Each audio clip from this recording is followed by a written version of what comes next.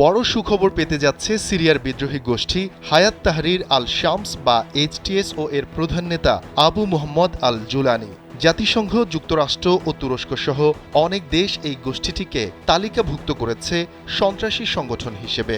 শুধু তাই নয়, গোষ্ঠীটির প্রধান নেতা জুলানিকে ধরিয়ে দেওয়ার জন্য $1 কোটি বা বাংলাদেশি মুদ্রায় 120 কোটি টাকা পুরস্কার ঘোষণা করেছিল আমেরিকা। কিন্তু জুলানির সেই সংগঠনই দীর্ঘ 24 বছর ক্ষমতাকে আঁকড়ে ধরে থাকা বাশার আল আসাদকে হটিয়ে দিয়েছে মাত্র 12 দিনেই। এখন তাদের হাতেই সিরিয়ার নিয়ন্ত্রণ। ফলে এই সংগঠনের সঙ্গে আলোচনা চালিয়ে যেতে তাদের সন্ত্রাসী তালিকা থেকে বাদ দেওয়ার কথা বিবেচনা করছে আমেরিকা। এক প্রতিবেদনে এই খবর জানিয়েছে কাতার ভিত্তিক সংবাদ মাধ্যম আল জাজিরা।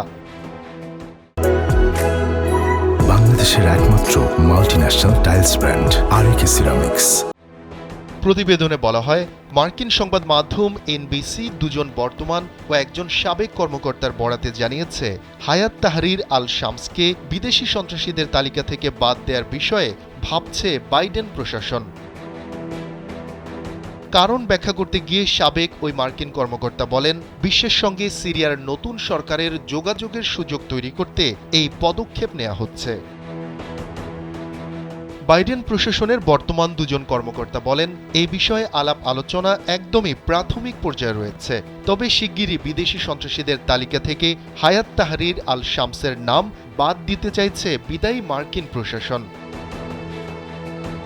প্রতিবেদনে আরও উল্লেখ করা হয়, এইচটিএস এর নাম সন্ত্রাসীদের তালিকা থেকে বাদ দেওয়া হলে এর প্রধান আবু মুহাম্মদ আল জুলানিকে ধরার জন্য যুক্তরাষ্ট্র যে $1 কোটি পুরস্কার ঘোষণা করেছিল, সেই ঘোষণাও তুলে নেওয়া হবে।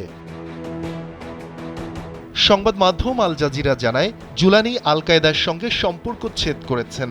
গেল সপ্তাহে মার্কিন সংবাদ মাধ্যম সিএনএনকে দেয়া সাক্ষাৎকারে তিনি বলেন, আসাদ সরকারের পতনের পর সিরিয়ায় গঠন করা হবে অন্তর্ভুক্তিমূলক সরকার, যেখানে সংখ্যালঘু ও নারীরাও সমান সুযোগ ও নিরাপত্তা পাবে বলে আশ্বস্ত করেন তিনি।